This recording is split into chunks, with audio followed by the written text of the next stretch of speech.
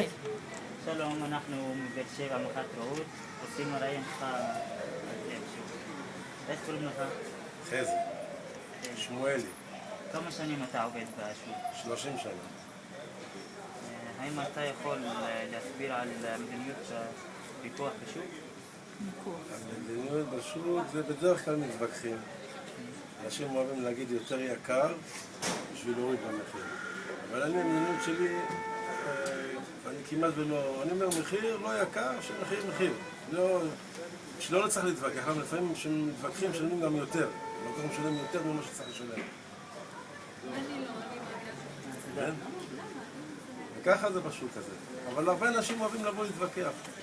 אין לי סבלנות לזה.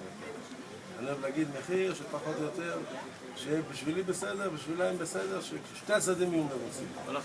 למה קורה מצב שבן רוצה דבר מסוים, הוא משלם פי 2 גם. אחר כך הוא בא הבית, הקשה לא טוב. הכי טוב זה יותר פיקס.